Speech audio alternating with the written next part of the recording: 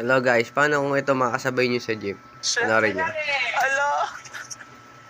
Ate Maria lang pala. Check ako meron akong Maria dito. Hindi ko pala magagamit Walang yung iya ka, card. magbabayad ka Tsaka ng yung Gcash video. ko dito, pero titignan ko kung Tas meron ba akong Gcash. cash na dala. Oh my gosh. Hindi ko ina-expect na coins Ano pag pala ito yung nakatabi babayad niyo sa jeep? Kasi di ba pag nag-grab, laging card lang. So ayan, meron ako ditong 20 pesos. So feeling ko okay naman na to. Kuya, magkano po pamasahe sa jeep?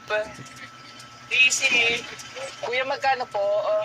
Ala, 13 pesos daw. So, ito, 20 pesos po. Okay naman na siya. Napaka-arte mo. Kuya, bayad po. Thank you.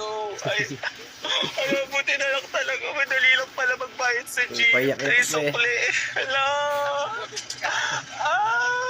Nagintay ako sa... Ay, sorry. Talaglag. Tama lang yan. Thank you, kuya. Meron ako sa 7 pesos. Hindi ko alam na ganito pala experience sa jeep na may mga pumapasok pala ng mga Ano ibang siya mga sa kanya? tao. Aeroplano? Alam, nagsishake yung jeep. Kasi ito nakaraan, di ba sa e-jeep ako sumakay. Pero kasi air condition kasi doon. Pag jeep pala, akala ko pa air condition. Pero wala pala. Tinitiis ko na lang. Yung aircon ka, Sasabihin kita ko mo, ba, wala kang stop kabita-bintana na. yan.